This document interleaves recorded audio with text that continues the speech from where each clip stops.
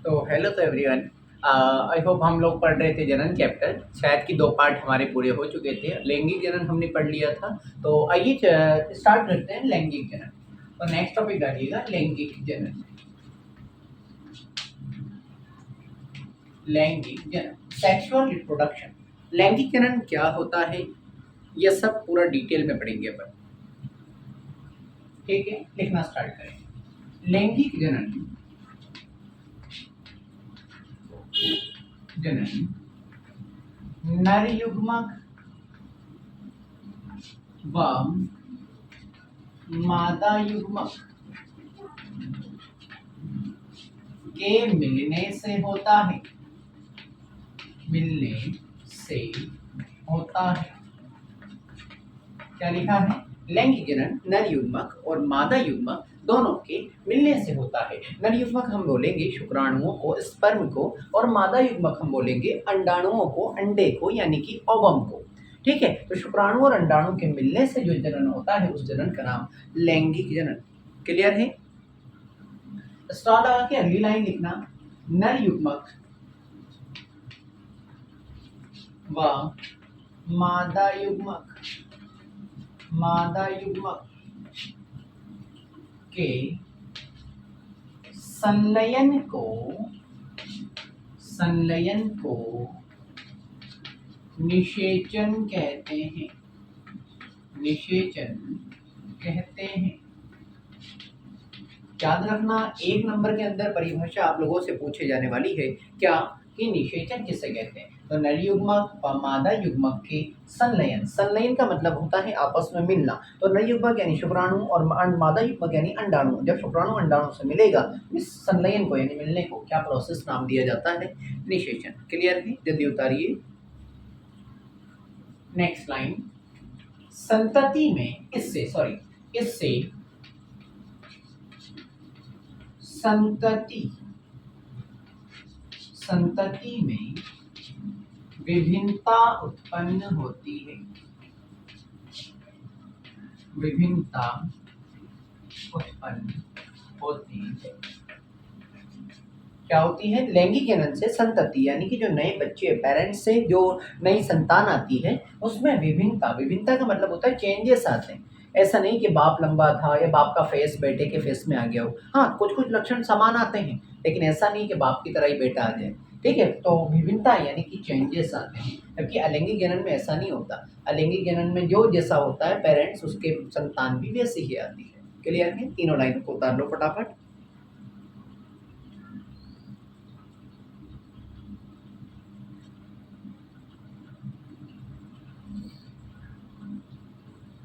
I hope आप लोगों ने उतार लिया होगा। ठीक है, नेक्स्ट। अभी लैंगिक जनन की हमने कुछ बेसिक चीजें पढ़ी हैं। अब हमें लैंगिक जनन पढ़ना है। सबसे पहले पौधों में लैंगिक जनन कैसे होता है, फिर पढ़ेंगे हम लोग मानव में लैंगिक जनन कैसे होता है। तो सबसे पहले टॉपिक डालिएगा पुष्पी पौधों में लैंगिक जनन।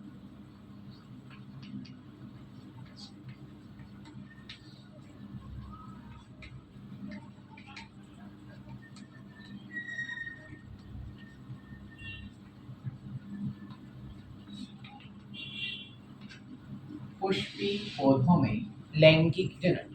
पुष्पी पौधे बोलते हैं ऐसे पौधे, पुष्प का मतलब जिसमें फूल आते हैं, तो उन्हें बोलेंगे पुष्पी पौधे। क्योंकि ऐसे भी पौधे होते हैं जिसमें फूल नहीं आते, जिन्हें बोलते हैं हम लोग जिम्नोस्पर्म यानी अनावृत बीज। ठीक है, तो पुष्पी पौधों में लैंगिक जनन। तो लिखिए ना, स्टार्ट करें कि पुष्पी पौधों के अंदर लैंगिक जनन कैसे होता है। क्लियर है? लिखें। फूल, फूल को कोष्टक में नाम लिख लेना पुष्प। फूल को क्या बोलते हैं? पुष्प। पौधे का, पौधे का जनन अंग है। जनन अंग है, यानी जो पुष्प है यानी कि फूल है, वो एक पौधे का कौन सा अंग है? जनन अंग है। ठीक है, यानी एक फूल होगा यानी जनन अंग होगा, तभी जनन होगा, अदरवाइज जनन नहीं होगा। क्लियर है? Next line. एक फूल में, फूल, अभी मैं फूल लिख रहा हूँ, बाद में पुष्प लिखूंगा, क्योंकि साइंस की भाषा में पुष्प अच्छा लगता है, फूल तो हमारे दैनिक दैनिक जीवन में अच्छा लगता है। ठीक है, एक फूल के, मुख्य भाग निम्न है। यानी एक फूल के अंदर कौन कौन से भाग होते हैं वो पढ़ेंगे। ठीक है, तो पहले सभी भागों के नाम लिख लीजिएगा। पहला आएगा बाह्य दल, सबसे बाहर वाला बाह्य दल। फिर आएगा पंखुड़ी, जो कलरफुल वाला पार्ट होता है, पंखुड़ी। पंखुड़ी को आप दल भी बोल सकते हो। फिर आएगा स्त्री केसर। स्त्री केसर बोलते हैं मादा जनन भाग फूल का। स्त्री केसर के बाद आएगा पुंकेसर। पुंकेसर ये नर जनन भाग है एक फूल का। यानी एक फूल के अंदर 4 पार्ट देखने को मिलेंगे। बाह्य दल सबसे बाहर होता है, पंखुड़ी या दल जो कलरफुल वाला भाग होता है, स्त्री केसर जो मादा जनन अंग होता है, और जो पुंकेसर जो नर जनन अंग होता है। क्लियर है, छाप लीजिए।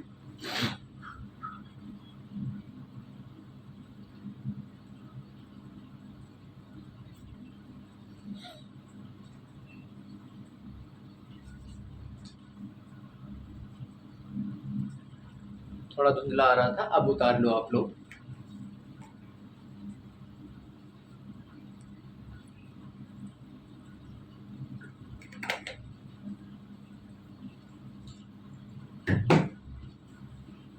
आई होप आप लोगों ने उतार लिया होगा। ठीक है, अब पहले पढ़ते हैं फूल के बारे में। फूल कितने प्रकार के होते हैं। ठीक है, तो नेक्स्ट टॉपिक डालिएगा, फूल या फिर पुष्प के प्रकार। फूल या फिर पुष्प के प्रकार। ठीक है, टॉपिक डालें फूल के प्रकार। और 2 प्रकार होते हैं, पहले दोनों के नाम लिख लीजिए। उभयलिंगी पुष्प, उभयलिंगी पुष्प, पुष्प यानी फूल सेम ही है। और दूसरा भाग एक लिंगी पुष्प, एक लिंगी पुष्प। उभयलिंगी पुष्प और एक लिंगी पुष्प। क्लियर है। अब इसमें आप लोग फर्स्ट नंबर टॉपिक डालो, उभयलिंगी पुष्प।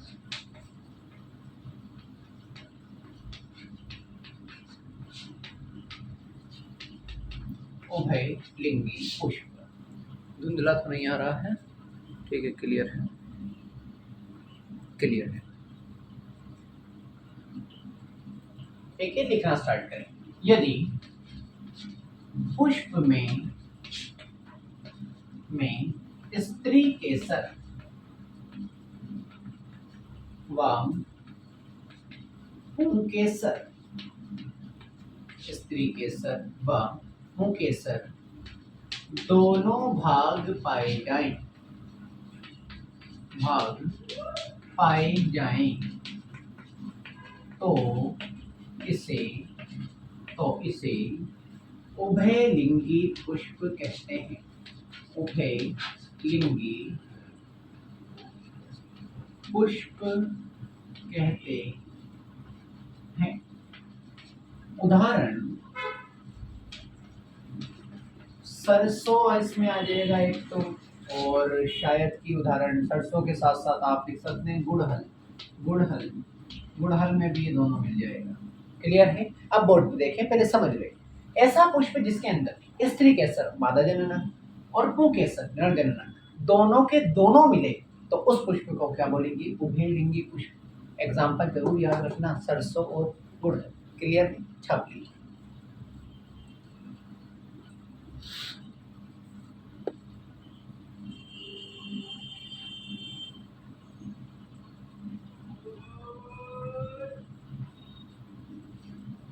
आई होप आप लोगों ने उतार लिया होगा। उतार लिया हो तो सेकंड नंबर टॉपिक डालिएगा, एक लिंगी पुष्प। ठीक है, यही लिखा देता हूं, चलो सेकंड नंबर, एक लिंगी पुष्प।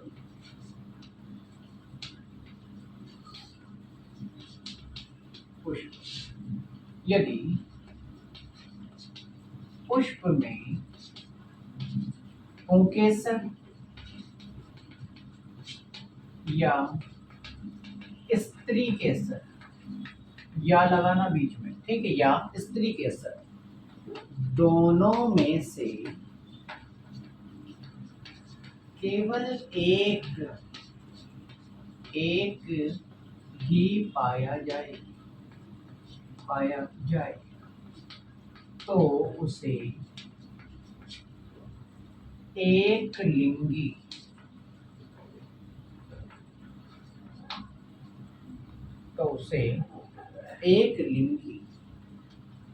पुष्प कहते हैं। एक लिंगी पुष्प कहते हैं। ठीक है, उदाहरण आप लिख लीजिएगा। अगली लाइन में लिख लेना आप लोग। पपीता एक लिंगी में आता है और तरबूज भी एक लिंगी में आता है। ठीक है, अब बोर्ड पे देखें, द्विलिंगी की परिभाषा लिखी थी हमने। ऐसे पुष्प जिसमें स्त्री केसर और पुंकेसर दोनों मिले तो वो उभयलिंगी पुष्प। उभयलिंगी को द्विलिंगी भी बोल सकते हैं, द्वि यानी दोनों।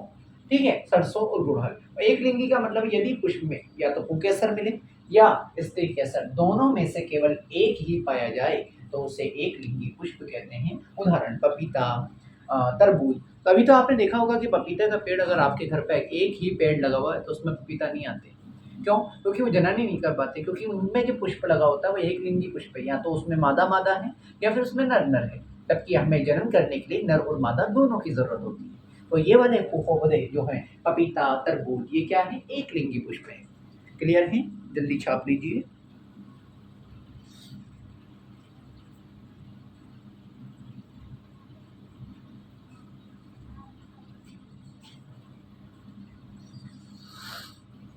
पता नहीं, आज धुंधला बहुत आ रखा है।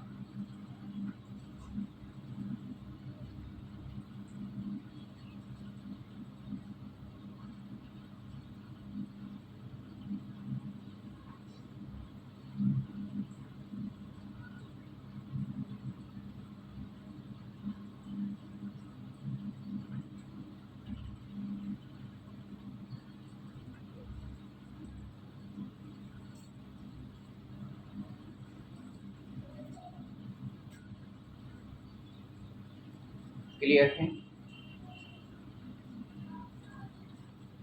आई होप आप लोगों ने उतार लिया होगा। ठीक है, एक बार रिवाइज कर लो, क्योंकि कई बार पूछा गया एक लिंगी पुष्प का उदाहरण, द्विलिंगी पुष्प का उदाहरण, यह भी परिभाषा ही पूछ ली जाती है। एक लिंगी पुष्प, द्विलिंगी पुष्प किसे कहते हैं? ठीक है, मैं बोल रहा हूँ ना, उभयलिंगी को द्विलिंगी भी बोलते हैं क्योंकि इसमें दोनों लिंग होते हैं। क्लियर है? एक बार रिवाइज कर लो पूरा का पूरा। वीडियो को रोक के रिवाइज कर लो।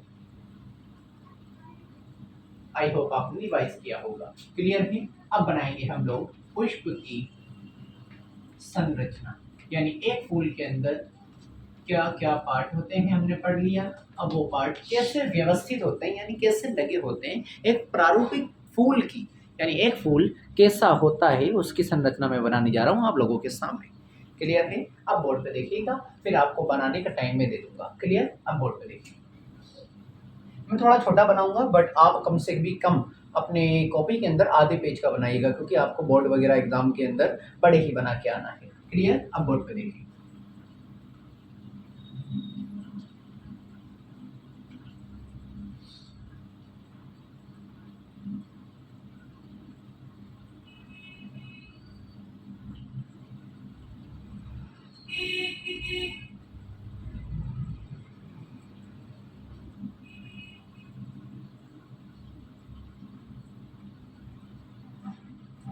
बड़े ही आराम से बनाऊंगा, कोई जल्दी वगैरह नहीं है मेरे को।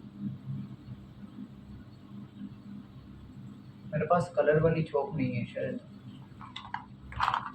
कलर वाली चौक होती है ना, बहुत शानदार बनता है। अभी अवेलेबल नहीं है।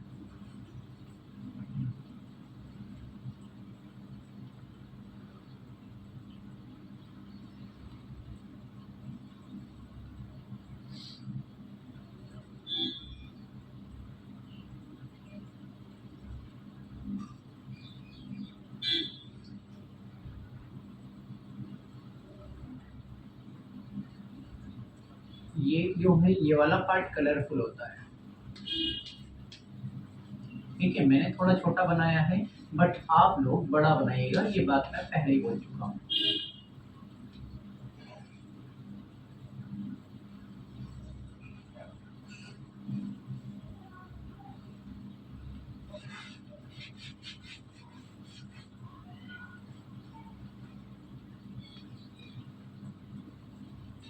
ठीक है। अब देखिएगा, जो ये बाहर वाली संरचना होती है, ये हरे कलर की संरचना होती है, इसे बोलते हैं बाह्य दल। आप एक तरीके से एक गुलाब को इमेजिन कीजिए, गुलाब का फूल। तो गुलाब को इमेजिन कीजिए, गुलाब के नीचे हरे, ये जो डंडी, पकड़ने की डंडी, इस डंडी को पकड़ने के बाद में थोड़ा सा ऊपर हरे कलर की संरचना दिखेगी आपको, उस हरे कलर की संरचना को बोलेंगे बाह्य दल। उसके बाद जो गुलाब की पत्तियां जो आपको दिखती है, गुलाबी रंग की, लाल रंग की, जो भी, तो वो पत्तियां होती कलरफुल, तो इसे बोलेंगे हम लोग पंखुड़ी। पंखुड़ी, या फिर इसका एक और नाम है दल। पंखुड़ी बोल सकते हो, या फिर आप बोल सकते हो दल। क्लियर है। और दल के अंदर ये वाला जो पार्ट होता है, ये फीमेल पार्ट होता है, मादा वाला भाग, और ये जो पार्ट होता है, ये वाला, ये नर पार्ट होता है। ठीक है। तो नर पार्ट के अंदर दो चीजें मिलेगी, जो ये लंबे नुमा, ये छड़ नुमा भाग है, इससे बोला जाएगा तंतु, और जो इससे बोला जाएगा, इससे बोला जाएगा परागकोश। परागकोश। और याद रखना, तंतु और परागकोश दोनों मिलके ही बनाएंगे पुंकेसर, क्योंकि हमने लिखा था पुंकेसर। क्लियर है। और ये मादा जनन भाग, मादा जनन भाग में ये बीच में जो ये है, ये अंडाशय है, अंडाशय के बीच में होता है बीजांड। अंडाशय के बीच में होता है बीजांड। ठीक है। तो अब देखिएगा, जो अंडा, इससे मादा जनन भाग का सबसे ऊपर वाला पार्ट है, इसे बोलेंगे वर्तिकाग्र। वर्तिकाग्र। और ये जो पाइप नुमा भाग है, इससे बोलेंगे वर्तिका। वर्तिका। और जो ये नीचे उभरा हुआ ये गोलाकुनुमा भाग है, इससे बोलेंगे अंडाशय। और इन तीनों से ही बनता है स्त्री केसर। स्त्री केसर। तो हमने पूरा फूल बना दिया है। याद करो, गुलाब, गुलाब की डंडी, गुलाब की डंडी के ऊपर हरे कलर की संरचना बाह्य दल, गुलाब की पत्तियां कलरफुल वाली, वो दल या फिर पंखुड़ी। गुलाब के बीच के अंदर एक मोटा सा पार्ट होता है हरे कलर का।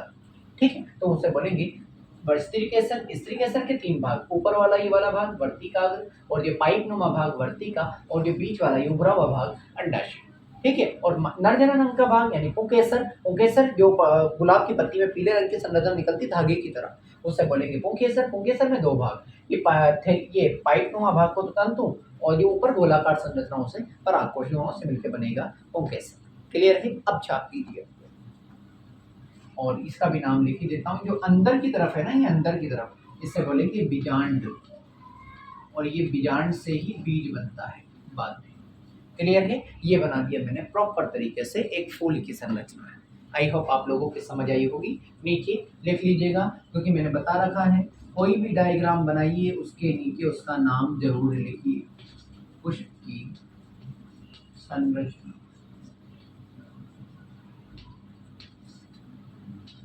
पुष्प की संरचना। आई होप आप लोगों को क्लियर होगा।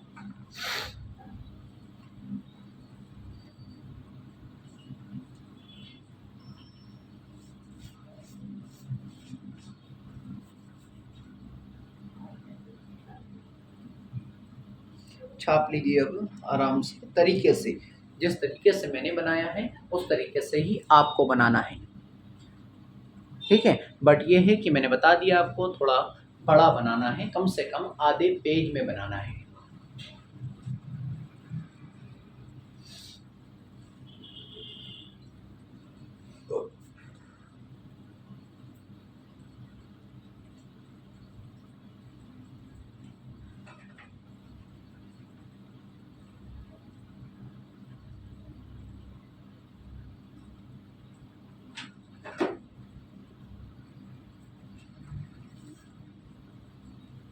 वीडियो को पॉज कर लो प्लीज, पॉज कर लो। मैं बार बार कहता हूँ आपको पॉज कर लो, बिकॉज मैं मिटा दूंगा ना।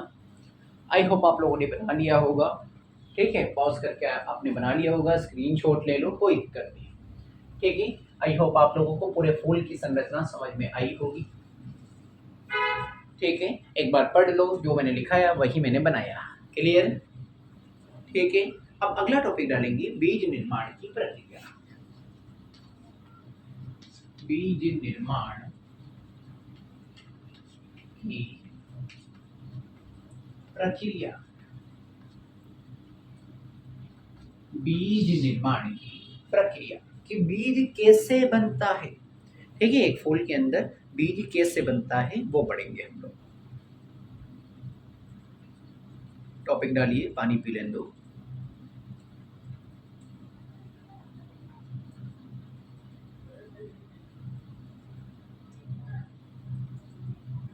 ठीक है, लिखना स्टार्ट करें। अब इसमें पॉइंट बना बना के लिखेंगे हम लोग, ठीक है, फर्स्ट सेकंड थर्ड ऐसे।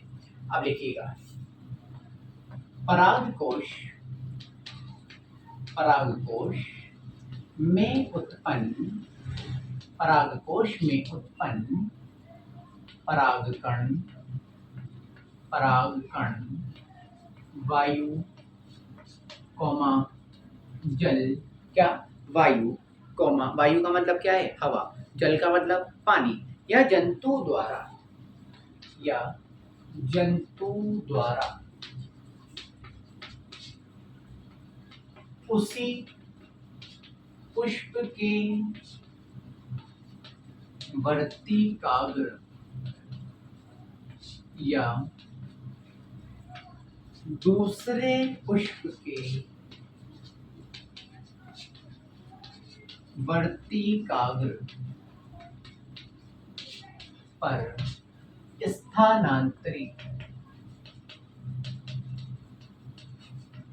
स्थानांतरित होते हैं, होते हैं।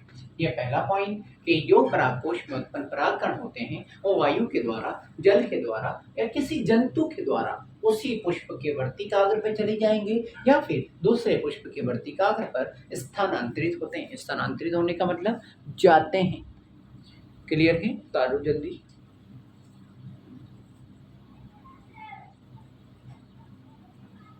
ठीक है, सेकंड पॉइंट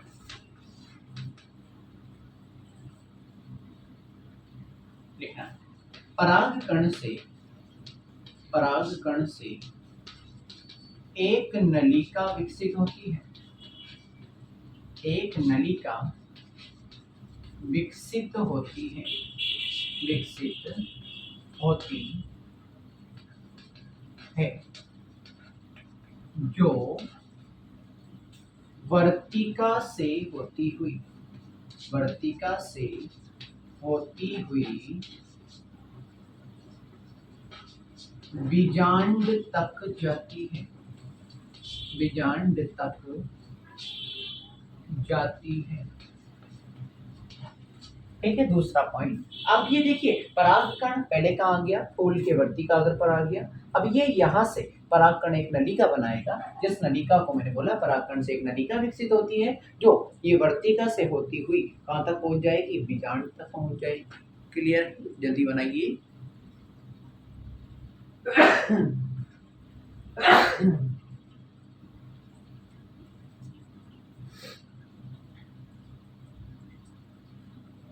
बनाया? ठीक है, नेक्स्ट लाइन, थर्ड नंबर। अंडाशय के अंदर, अंडाशय के अंदर नर युग्मक व मादा युग्मक, मादा युग्मक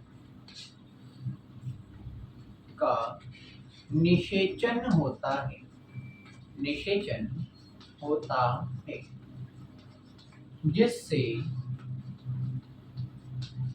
युग्मनज का निर्माण होता है, युग्मनज का निर्माण होता है।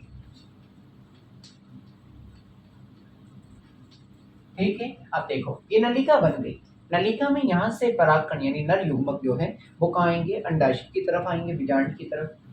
ठीक है, बीजांड के ऊपर अंडाशय, तो अंडाशय में बैठा होता है मादा युग्मक, नर युग्मक परागकण से आता है, तो परागकण और नर युग्मक कस में मिल जाएंगे, अंडाशय के अंदर नर युग्मक मादा युग्मक, निषेचन होता है यानी मिलते हैं, और मिलने के बाद में जो संरचना बनती है उसका नाम है युग्मनज।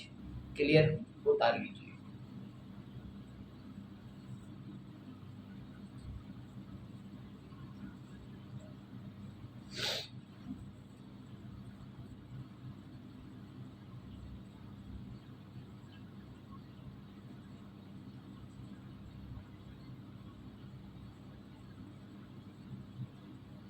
उतार लिया होगा।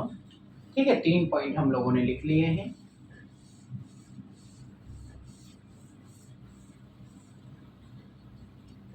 नेक्स्ट लाइन, 4th पॉइंट, युग्मनज में विभाजन होकर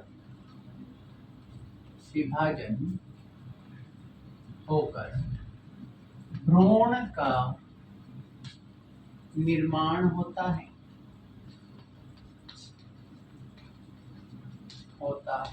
यानी जो युग्मनज बना था, जो नर युग्मक और मादा युग्मक दोनों से मिलके जो युग्मनज बना था, उस युग्मनज में होगा विभाजन, और विभाजन होकर किसका निर्माण करेगा? भ्रूण का। भ्रूण बोलते हैं बीज के बनने की पहली स्टेज भ्रूण। जैसे इंसान के पेट में बच्चा बनता है तो बच्चे के बनने की पहली स्टेज वो भी भ्रूण ही कहलाती है। ठीक है, और इसी में लिखिएगा फिर बीजांड से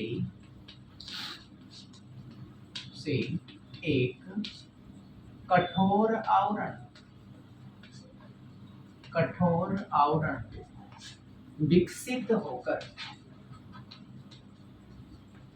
विकसित में ये वाली मात्रा आएगी, विकसित होकर बीज का निर्माण होता है। क्लियर है? क्या बोला कि पहले तो युग्मनज बन गया, नर युग्मक मादा युग्मक के मिलने से युग्मनज। अब इस युग्मनज में होगा विभाजन, तो वो क्या बन जाएगा? भ्रूण से गोलाकार संरचना। फिर इसी भ्रूण के चारों तरफ ये जो बीजांड है, इससे एक कठोर यानी बिल्कुल टफ आवरण बनेगा। इस आवरण को चारों तरफ से घेर लेगा और इसी प्रोसेस, इसी पूरी संरचना का विकसित होकर इसका निर्माण हो जाएगा बीज का। तो ये पूरा का पूरा क्या बन गया? बीज बन गया। क्लियर है? आई होप आप लोगों के समझ आया। क्लियर? छाप लीजिए। अभी बीज बना है, फल नहीं, याद रखना।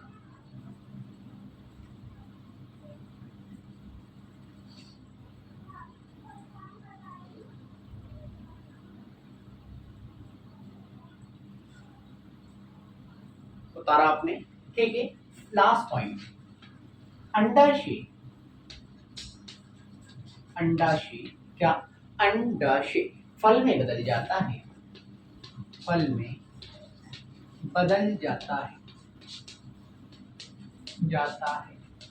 वह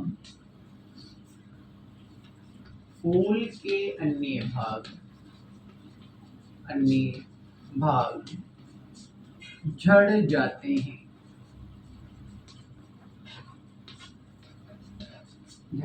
हैं। ठीक है, अब यानी कि पहले बीज बन गया, फिर बीज के ऊपर जो अभी देखो ऐसी संरचना थी हमारी बीजांड, ऐसी ये था और बीच में बीजांड था, ऐसा बीजांड बनाया था मैंने। तो अब देखो कि इस बीजांड से तो क्या बन गया? बीज का निर्माण। और इस बीजांड के ऊपर क्या है? ये अंडाशय, गोलाकार अंडाशय। तो ये अंडाशय किसमें बदल जाता है? फल में बदल जाता है। बाकी के जो भी पार्ट थे ये सब क्या हो जाते हैं? झड़ जाते हैं और एक फल का निर्माण हो जाता है। ये हुआ पादपों में लैंगिक जनन।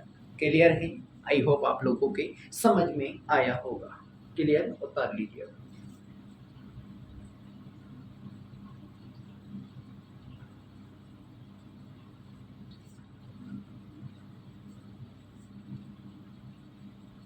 हमने फल का निर्माण कर दिया, अब आपको वापस से नया फल बनाना है। इस बीज को काट दो, वापस से एक नया बीज बन जाएगा। वही साइकिल और प्रोसेस चलता रहेगा। आई होप आप लोगों को क्लियर हो गया होगा। एक एनसीईआरटी का बहुत इंपॉर्टेंट टॉपिक, एनसीईआरटी ने ज़्यादा डिस्क्राइब नहीं किया हुआ है, बट आरबीएससी को क्वेश्चन पूछती है उससे। यार मुझे समझ नहीं आता, आरबीएससी ने जब दिया हुआ नहीं है या डिस्क्राइब अच्छे से नहीं किया है तो फिर भी क्वेश्चन क्यों पूछ लेती है? तो फिर हम लोगों को उसको पढ़ना बनता ही है। आइए स्टार्ट करते हैं। 5 स्टार लगा के टॉपिक डालिएगा, आपकी बुक में बहुत कम ही मिलेगा, थोड़ा सा उसके बारे में मिलेगा, बट मैं पढ़ा देता हूँ। परागण, परागकण नहीं बोल रहा हूँ मैं, क्या बोल रहा हूँ? परागण। 5 स्टार लगा लेना इस टॉपिक को। कई बार आरबीएससी एनसीईआरटी में नहीं देते हुए भी पूछ लेती है। ठीक है, दिया हुआ है, थोड़ा सा दिया हुआ है, ज़्यादा नहीं। क्लियर है? परागण, परागण किससे कहते हैं? अब देखिएगा, परिभाषा लिखो पहले। परागकण का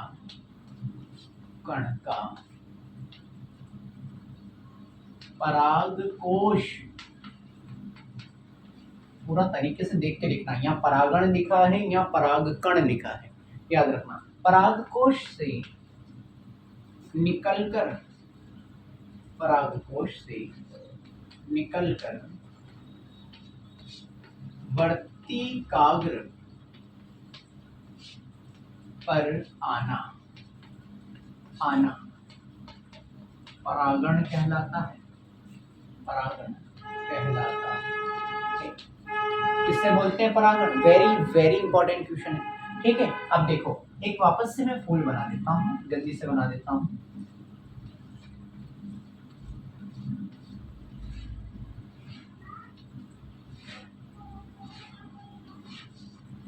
ये फूल बनाया था मैंने, ठीक है। अब देखो, ये परागकोश था, इस परागकोश में बन रहे थे छोटे छोटे परागकण। तो इन परागकण का निकलकर, ये वर्तिकाग्र बोला था, तो इस परागकण का निकलकर वर्तिकाग्र पर आना, ये क्या कहलाता है? परागण। परागण बोला है, निकल के कौन आएगा? परागकण। क्या बोला? परागकोश से परागकण का, तो क्या लिखा? परागकण का परागकोश से निकलकर, निकलकर वर्तिकाग्र पर आना परागण कहलाता है। क्लियर है? अब देखो, दो प्रोसेस है, एक फूल ये है मान लो, लेकिन उसी पौधे पे दूसरा फूल भी है।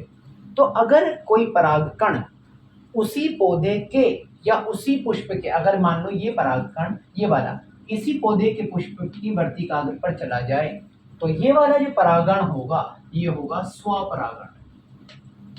ये भी पूछती है, टाइप आते हैं, याद रखना, स्वपरागण। अब मान लो कि ये वाले परागकण इसी पौधे की वर्तिकाग्र पर नहीं जाए, ये वाले परागकण निकलकर कोई दूसरा पौधा हो, कोई दूसरा पौधे की वर्तिकाग्र पर चले जाएं, तो इसको बोलेंगे परपरागण। क्या बोला? परागण दो प्रकार का, एक स्वपरागण, एक परपरागण। स्व यानी स्वयं, यानी इसके परागकण निकलकर इसी की वर्तिकाग्र पर चले जाए तो स्वपरागण।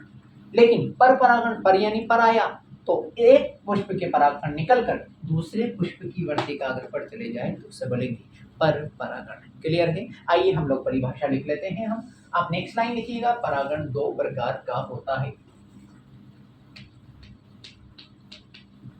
परागण दो प्रकार का होता है। फर्स्ट नंबर टॉपिक डालिएगा, स्वपरागण। स्वपरागण, यदि परागकण, यदि परागकण उसी पुष्प की वर्तिकाग्र पर गिर जाए तो उसे स्वपरागण कहते हैं, कहते हैं। लेकिन दूसरा वाला, इसी का अपोजिट, क्या? परपरागण। किसे बोलेंगे परपरागण? यदि परागकण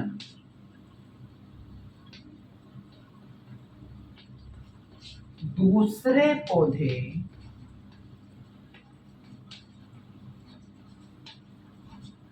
दूसरे पौधे के पुष्प की वर्तिकाग्र पर पहुंच जाए तो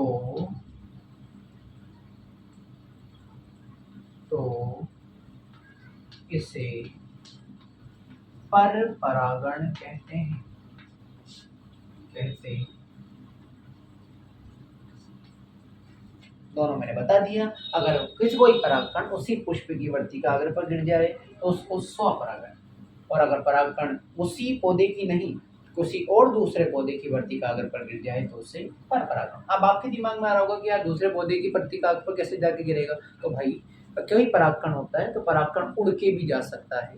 मान लो इस फूल को, एक फूल पे चूसने के लिए, मक्खी चूसने के लिए, फल रस चूसने के लिए मधुमक्खी आई, मधुमक्खी से चिपक के भी जा सकता है। वही मधुमक्खी दूसरे फूल पे जाके बैठ जाए तो परागकण चिपक के चले जाए।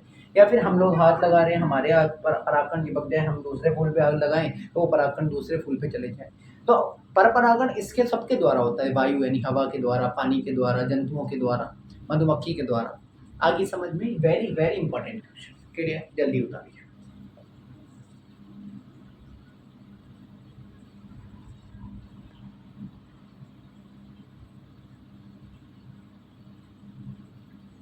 जल्दी उतार लीजिए, पॉज करके उतार लीजिए। पुष्पी पादपों में लैंगिक जनन मैं आज पूरा कर दूंगा। अगली क्लास में पढ़ेंगे अपन लोग मानव में जनन, इंसानों में जनन कैसे होता है। आई होप आप लोगों ने ये उतार लिया होगा।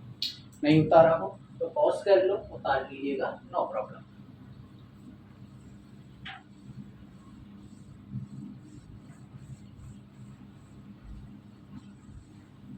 उतार लिया। अब एक डायग्राम बना देता हूँ, जो मैंने टॉपिक डाला था ना, बीज का निर्माण कैसे होगा, परागनली कैसे बनेगी, तो उसका एक डायग्राम बना देता हूँ। एनसीईआरटी ने दिया हुआ भी और पूछती भी है, तो स्टार लगा के वेरी वेरी इंपॉर्टेंट तरीके से लिख लीजिएगा। ठीक है, ये डायग्राम को, और मैंने बताया डायग्राम हमेशा बड़ा बनाएंगे। क्लियर है, बनाना स्टार्ट।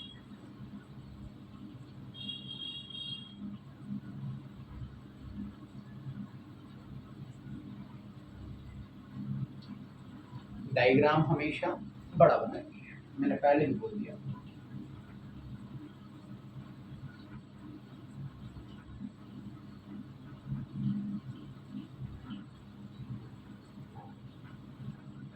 ये पूरा मादा जनन अंग बना दिया। यहाँ पर आएंगे परागकण, ये परागकण आए, परागकण ने नली की तरह संरचना बनाई, जिसे बोलेंगे परागनली। जो नली बनी थी वो एक ही नहीं आते, परागकण बहुत सारे आते।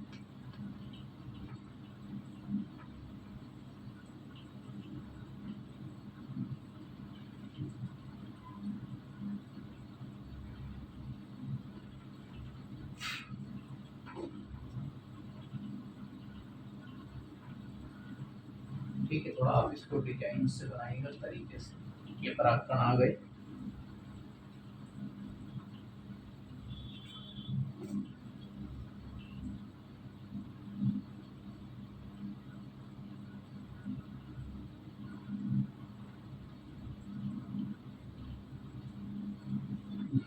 ये परागनली पूरे परागकण को परिणल युग्मक को अंदर लेके आती है। यहाँ पे क्लियर है, बनाते रहें।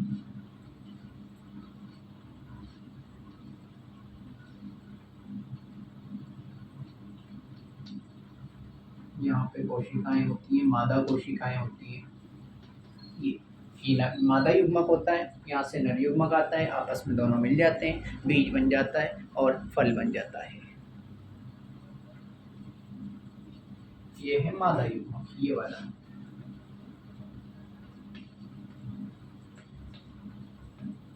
ये है अंडाशय, जो कि हमने पहले भी पढ़ा है।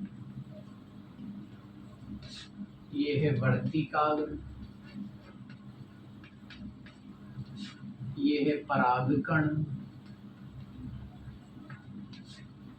ठीक है, ये है परागनली, जो नली बन रही थी उसका नाम है परागनली। क्या, जो नली बन रही थी ना, उसका नाम है परागनली।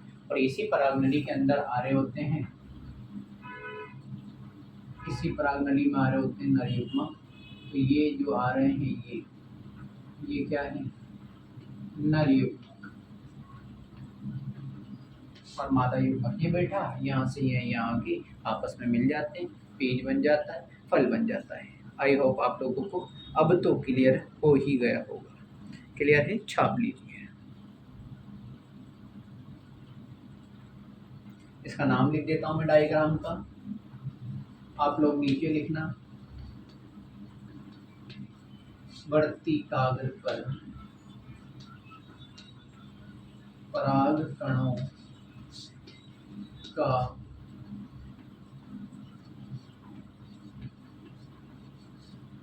अंकुरण। वर्तिकाग्र पर परागकणों का अंकुरण, यानी कैसे वर्तिकाग्र पर परागकण आएंगे, कैसे परागनली बनेगी, कैसे परागनली आगे नर युग्मक लेके जाएगी, निषेचन कैसे होगा, ये सब। आई होप आप लोगों को क्लियर हो गया होगा। मैंने आपको पूरा आज क्लियर कर दिया है पुष्पी पादपों में लैंगिक जनन कैसे होता है। तो साथ बनाए रखें, डिवीजन अपना बरकरार रखें। किसी दिन वीडियो में बार बार कहता हूँ वीडियो ना आए तो अपने ऊपर प्रेशर और दबाव ना बनाएं। और अपने रिवीजन पे फोकस करें। बाकी का सिलेबस पूरा करना मेरे हाथ में है। ठीक है, चलिए मिलते हैं नेक्स्ट वीडियो के अंदर। जब तक के लिए थैंक यू।